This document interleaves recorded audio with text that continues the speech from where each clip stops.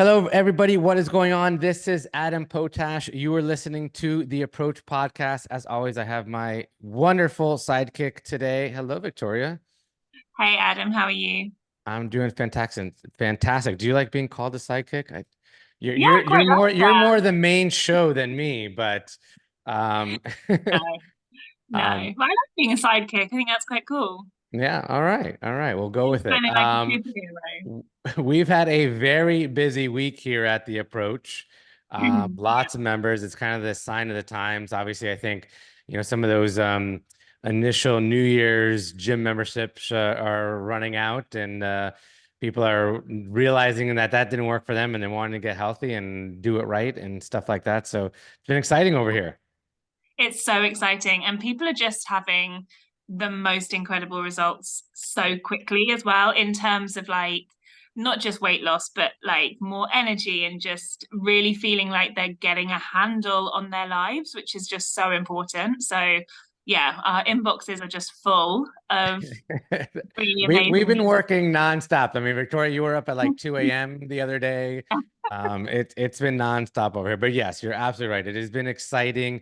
People are finally getting a grasp, as you said, on their life, on their health, and starting to do the right things, which is amazing. Yeah. And Yeah. I really do. That's the one thing that does always kind of hit home with me with our members is just getting a grasp on their lives and feeling like they're back in control again. And I Yeah. think a lot of that is also to do with what we're going to talk about today in terms of emotional eating and why people maybe have those bad habits in the first place and, how transformative it can be when they get their lives back on track. So, Yeah. And yeah. with that said, I'm very excited to introduce our guest. Eric, how are you doing? Doing splendid. Thanks for having me on, Adam. How's the weather? You're in Calgary, is that right? I'm in Calgary and the weather is splendid. It is, well, March is usually very snowy, but I don't see a lot of snow on the ground, so that's a great thing. Oh, that's good. That's good. I've had some members over there, so I kind of keep in touch with them, and sometimes they get like snowed in, like they can't even leave. So That happens. I don't know Yep. what that's like. I'm in sunny South Florida, so it's every day is pretty nice over here. It's like 75 and sun is shining, so it's good. But I am very excited to talk with you because yes, it's not a, I think, the stuff the work that you do is not something that we talk about all the time. And we don't kind of dive into it as much as we can or should. We leave it up to, people like yourself, the experts, when it comes to, depression, emotional eating. We touch upon it, but I'm so excited to kind of get your take on it and learn more about what you do. Sure. Yeah, sounds good. Yeah, so just dive in. Tell us, you're certified in just go ahead. Tell us your all your accolades there. Yeah, so I'm a Canadian certified counselor. I'm originally from the States as well, Adam, not Florida, but Tennessee. Been up Okay, here. that's where that accent's coming from. Guilty as charged. Throw So me off there. yeah, my wife is from Calgary, so I surrendered up here probably about 10 years ago. Surrendered is a bit of a harsh word, but that's what happened. And yeah, I've been doing inpatient work here in Calgary and also outpatient work. I have my own private practice. I work for some other clinics in the area. I work for a nonprofit organization as a consultant for them. And yes, I approach treatment holistically. So that's the short end of the stick That's for me. that's what we're all about. So are you seeing I guess an increase over the years, I guess since COVID, especially in Canada, right? Canada was completely closed down for a long time. Yeah. So are you seeing an increase in some of these symptoms and health concerns?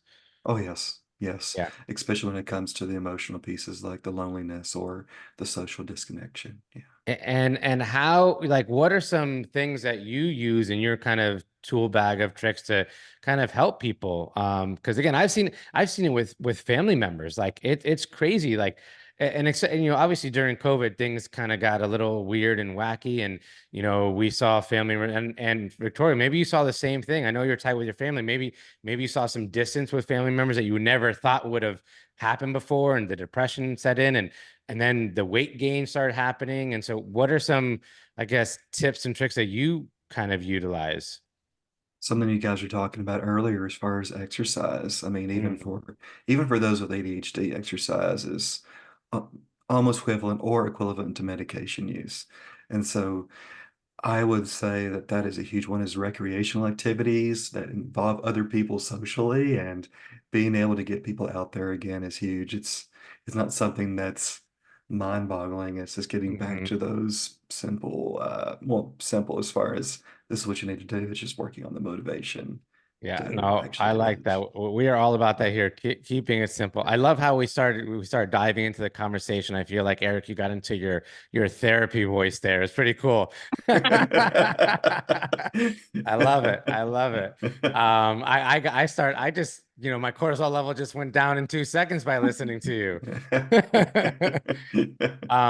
Victoria, what questions might have? Because I know, again, this is like a hot topic these days and something Yeah. that we all need to discuss.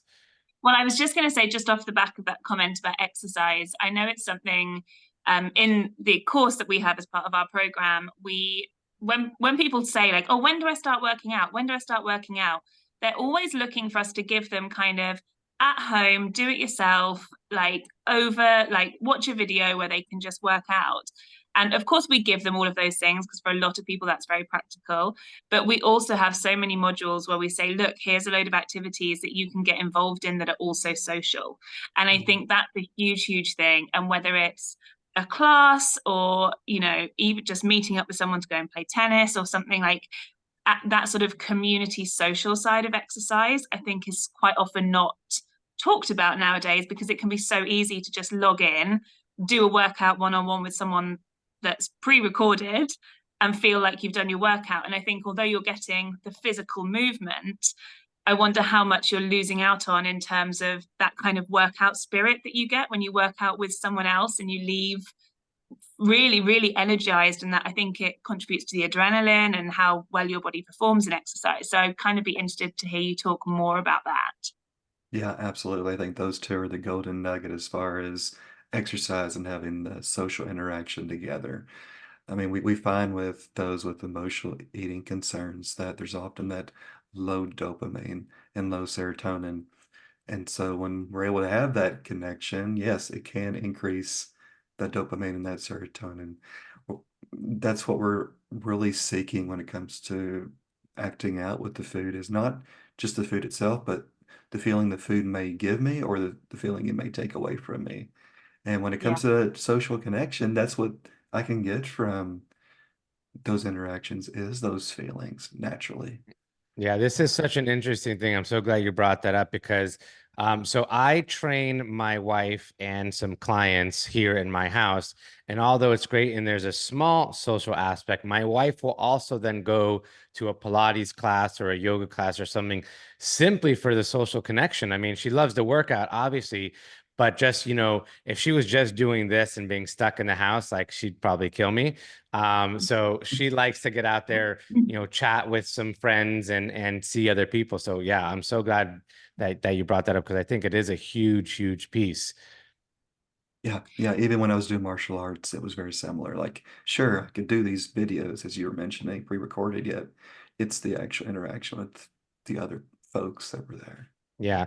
I have a question. I don't know how much you work with children, but obviously there's a concern these days with, children being less and less social on their phones. And I'm sure you're seeing again the drops in dopamine and less connection and social interaction. So what do we do about this, kind of epidemic that's going on?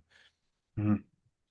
It is so challenging because a lot of kids, especially if they're quite young, I've known their whole life, their whole life has been spent a great portion in front of a screen. Hmm. And so it's very challenging to talk with them because their environment, their peer group, maybe even parents, they're all maybe doing similar behaviors. Mhm. And Yeah. Yeah. it's a hard buy-in. I mean, when the pain of staying the same is worse than the pain of change, I'll make that change. And for a lot of young people, there is I need a that lot of quote pain. right there. That I do a quote every morning, and that's Yeah. a great quote. Say that one more time for us. Yeah, I wish it was original, but That's it's okay. I don't have much original ones myself. So when the pain of staying the same is worse than the pain of change, then yeah. I will make that change. And I mean, the first time I heard that was when I was doing work in addiction primarily. However, that's what it seems like for a lot of kids. There's this dependence.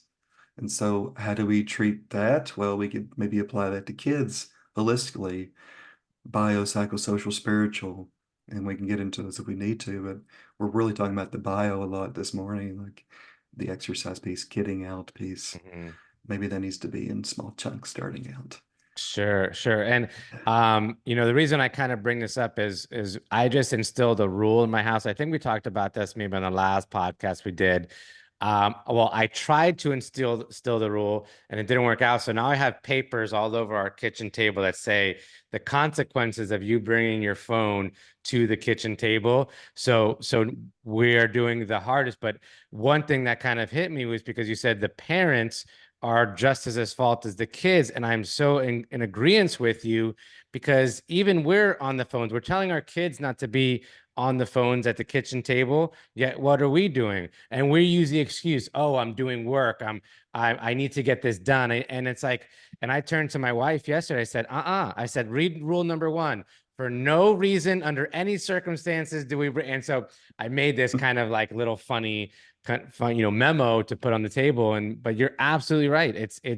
We get trapped, and if we want to, I guess, lead by example, it's very tough to do sometimes.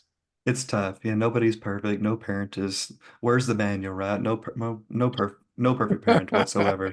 It's like the commercial where the family of four is at the table and the kids are on their phones, and then the father reaches underneath the table and brings out an old school typewriter and like throws it on the table and starts, doing his typewriter. Looks over at the kids. What's wrong? What do you, Yeah, And so yeah, I it's like that he's trying to encapsulate to them what they're doing, but yeah, for sure. so parents have to look at it too. When it comes to even Mm. couples, emotional disconnection often happens with electronics. So Yeah, yeah, it's just something to be aware of. And yeah, love it. I mean, I'm sure we can spend hours talking about this kind of stuff. You have a book coming out, is that right? I do in May this year. Talk Yeah. to us about that. It's called The Martial Art of Recovery, How to Subdue Addiction and Achieve Mental Wellness. And so I have a background in martial arts. And so it's the intersection of martial arts concepts with addiction, recovery, and mental health treatment. And I've heard about this before. It's one of those things that I think people can use this martial arts kind of background and apply it to almost everything in life. I'm not a huge, I wish I was a huge, but I'm not. But I have heard this theory of like everything that you learn there, you can kind of just apply it everywhere, right?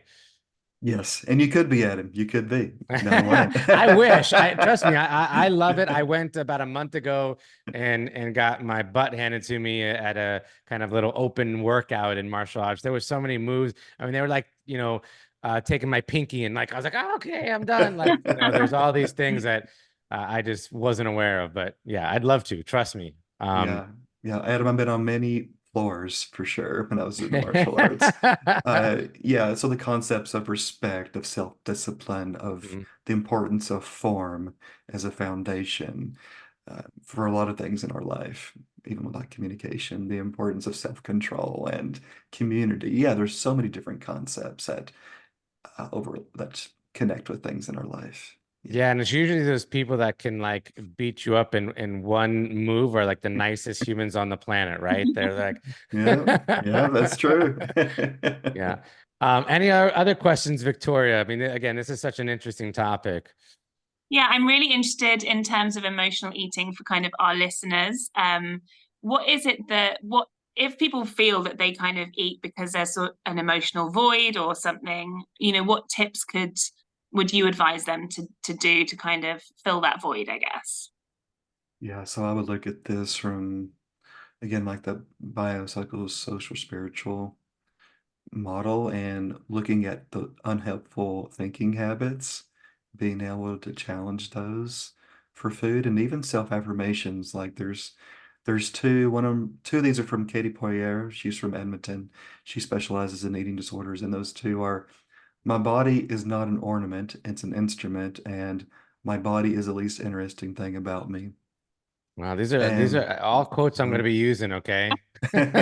you're welcome to. You're welcome. Yeah. Absolutely. And so being able to do those affirmations, work on those self-defeating beliefs, doing some self-soothing activities with other people or, for myself, by myself, getting out into nature. The spiritual piece is huge. Creativity.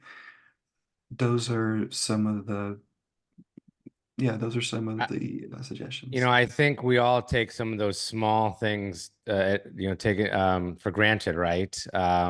Is going for a walk. And again, these are things that we've talked about this so much. We've done all these things during COVID. I used to ride my bike every day during COVID. Now it's got 2 flat tires and I haven't been on it in a year, And so all these little things, I think you're absolutely right. Just getting back to the basics of getting out there and just doing stuff. Absolutely. Getting out Yeah. there and doing stuff. Emotional regulation is huge. Yeah. Which Well, which can be done by getting out there and doing stuff. of course, of Yeah. course. Yeah. The chicken or the egg, right? Kind of thing. Yeah. Very, very cool. This has been awesome. I'm sure you're amazing on helping so many people. I think you might have missed your calling as a voiceover person, or maybe for the Calm app. Yeah, you can maybe apply for that. I'm like so like relaxed right now. This is incredible. But again, when does your book come out?